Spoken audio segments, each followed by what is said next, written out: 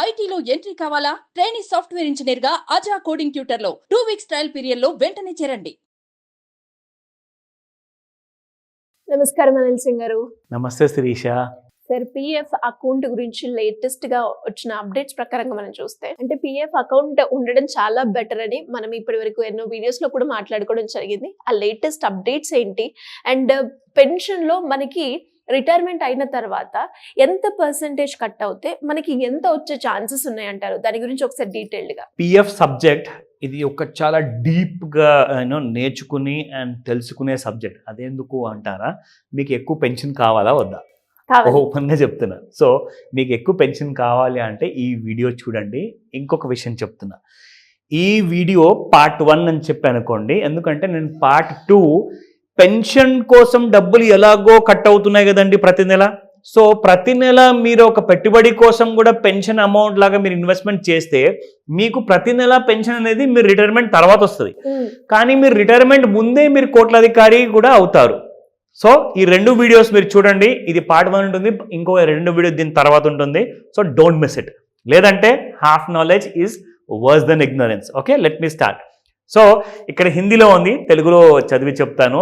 PF కట్టా హై తో మిల్ సక్తే హై ఏ 4 ఫాయిదే. ఒకవేళ మీ శాలరీ మినిమం 15,000 రూపాయలు ఆర్ అబవ్ ఉందనుకోండి, జీతం అంటే 1,50,000 వరకు కానివ్వండి, 1,00,00,000 కానివ్వండి ప్రతి నెలకి. ఎవరికైతే జీతం ప్రతి నెల వచ్చే వాళ్ళకి ఒకవేళ పిఎఫ్ కట్ అవుతుంది అనుకోండి, ఒకవేళ కట్ కాకపోతే మరి ఏం చేయాలి? మరి ఇది నాకా రాదా అంటే ఎస్, మీకు రాదు ఒకవేళ పిఎఫ్ కట్ కాకపోతే. సో మీ ఆఫీస్లో రిక్వెస్ట్ చేయండి. ఒకవేళ ఆఫీస్లో కట్ చేయము అని చెప్పారనుకోండి, మీరు డైరెక్ట్గా ఎన్పిఎస్ స్కీమ్ని కూడా ఆప్ట్ చేసుకోవచ్చు. ఎందుకంటే ఆప్షన్స్ చాలా ఉన్నాయి. ఎస్, ఇంతకు ముందుకు పిఎఫ్ అనేది ఈపీఎఫ్ అనే పేరుతో ఒకటే ఉండేది, అందరికీ తెలిసిన విషయం అది.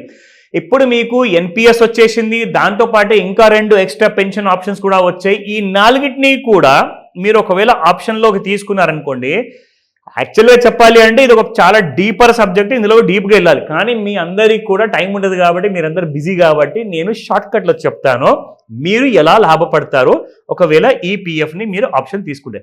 ఫస్ట్ మనం తెలుసుకుందాము ఆ 4 ఆప్షన్స్లో 2 ఆప్షన్స్ చెప్పాను, ఇంకా మిగతా 2 ఆప్షన్స్ ఏంటి. సో ఇక్కడ మీరు చూడొచ్చు Shirisha, introduction to PF and pension plans. ఓకేనా? ఈపీఎఫ్ అంటే మీకు గవర్నమెంట్ డిపార్ట్మెంట్ ఏదైతే ఈపీఎఫ్ ఉంటుందో అందులో మీ శాలరీ ఏదైతే మీ కాంట్రిబ్యూషన్ ఉంటుందో ఒక 12% అనమాట. అంటే మీ జీతం ఎక్స్ అమౌంట్ ఏదైతే ఉంటుందో ఆ ఎక్స్ అమౌంట్ మీద 12% వరకు అమౌంట్ కట్టేసి మీ వైపు నుంచి ఒక కాంట్రిబ్యూషన్ వెళ్తుంది, మీ ఎంప్లాయర్ వైపు నుంచి కూడా ఇంకొక కాంట్రిబ్యూషన్ మీకు వస్తుంది అనమాట. That is EPF. Now what is extra that you should know? Okay, ఇక్కడ చూసుకోండి.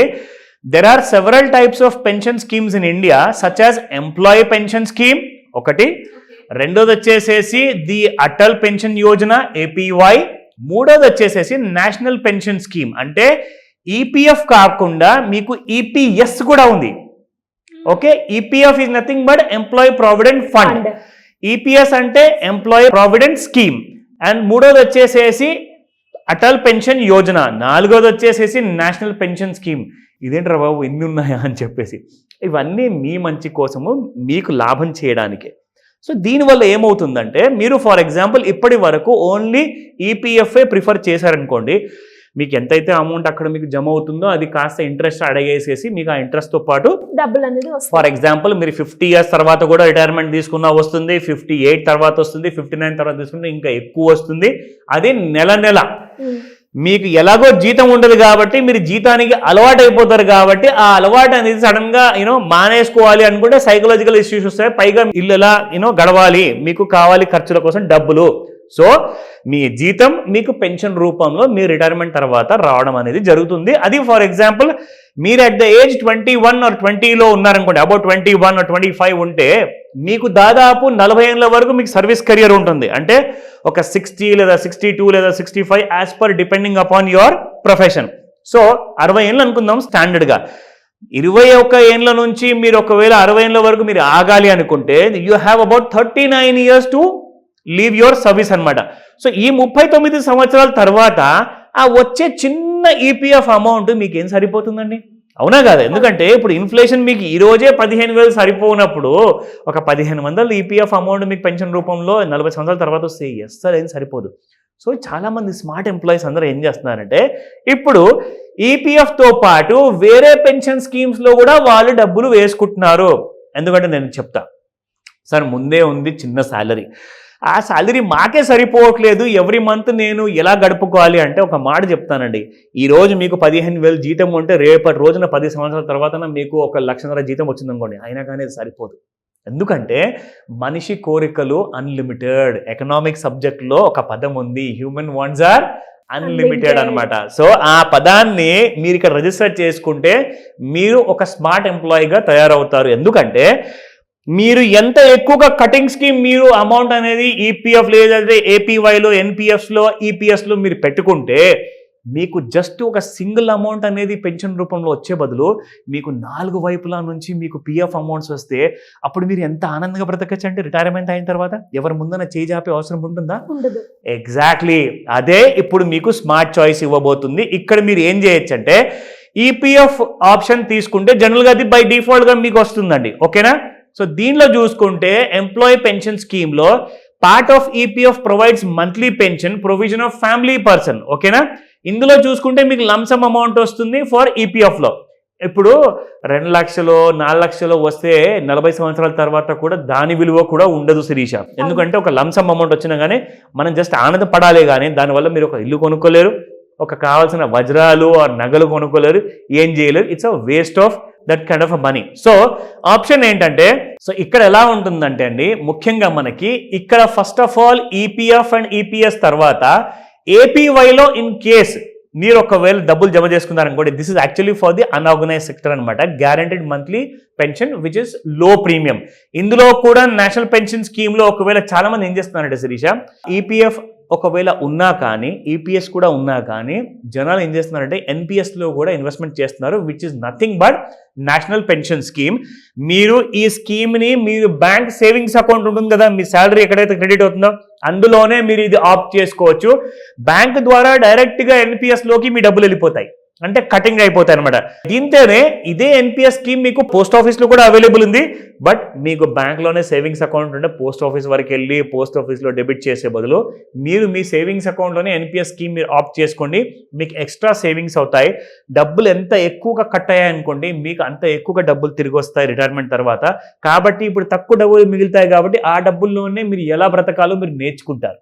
ఎందుకంటే ఇది ముందే చాలా హై ఇన్ఫ్లేషన్ కాలం, దీన్ని మాత్రం మీరు ఇగ్నోర్ చేశారనుకోండి, you will be the biggest sufferer.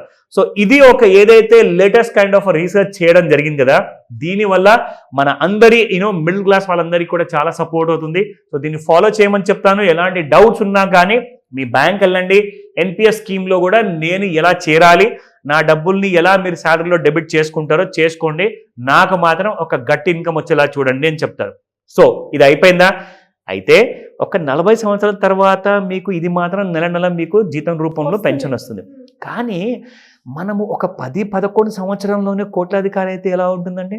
చాలా బాగుంటుంది. That's a wonderful idea. So watch out my next video. Definite గా సార్, ఆ వీడియో గురించి అండ్ దాంతో పాటు చాలా మందికి కూడా అప్పుల నుంచి ఎలా బయటపడాలి, లేదు అంటే ఒక మంచి 2025లో రిజల్యూషన్ అది ఒక ఫైనాన్షియల్ గా స్టేబుల్ గా అవ్వాలి, ఒక రైట్ పాత్ గురించి నేను వెతుకుతున్నాను, దానికి మీ గైడెన్స్ కావాలి అంటే ఎలా అప్రోచ్ అయ్యే ఛాన్స్ ఉందంట? ఎక్స్ట్రీమ్లీ ఇంపార్టెంట్ ప్రశ్న ఇది శిరీష. ఎందుకంటే 2025లోనే కాదండి, 2024లోనే ఇండియాలో చాలా చిన్న చిన్న ఉద్యోగాలు చేసేవాళ్ళు, చిన్న చిన్న వ్యాపారం చేసేవాళ్ళు చాలా స్ట్రాంగ్ అయ్యారు, పవర్ఫుల్ అయ్యారు. ఎలా? డబ్బులు కూడబెట్టుకున్నారు కాబట్టి, డబ్బులు ఆన్ టైం ఇన్వెస్ట్మెంట్ చేసుకున్నారు కాబట్టి ఇండియా కూడా చాలా పవర్ఫుల్ అయిపోయిందండి. ముందటిలాగా లెస్ దెన్ $1 trillion భారతదేశం కాదు ఇది. ఇప్పుడు మన భారతదేశము $4 trillion ఎదగబోతుంది. ఎక్స్పోర్ట్స్ కూడా పడ్డా కానీ పెరగబోతున్నాయి. చాలా కరెన్సీకి విలువ కూడా పెరగబోతుంది. ఇన్వెస్ట్మెంట్స్ కూడా చేస్తున్నారు. Stock markets, mutual funds, ETFs అన్ని కూడా పెరగబోతున్నాయి. కాబట్టి నెక్స్ట్ 30 ఏళ్ళ కొరకు మీరందరూ కూడా ఎవరైతే సర్వీస్ చేస్తున్నారో ఇది ఒక గోల్డెన్ పీరియడ్ అనమాట. సో మిస్ అవ్వకండి. ఈ గోల్డెన్ పీరియడ్లో మీరు ఎలా కోట్లాధికారి అవ్వాలో నేను మీకు నేర్పిస్తాను. దానికోసమే మీకు స్క్రీన్ పైన కనిపిస్తున్న నెంబర్కి కాల్ చేయండి. ఎందుకంటే ఈ మీటింగ్ మనము, ఈ నేర్చుకునే క్లాస్ మనము ఆన్లైన్ లేదా ఆఫ్లైన్లో కూడా చేసుకోవచ్చు. సో కాల్ లేదా వాట్సాప్ మెసేజ్ పెట్టండి. మీకు తగిన సహాయాన్ని నా టీం అండ్ నేను పర్సనల్గా అందజేస్తాను. Thank you sir, thank you so much. Welcome Sirisha.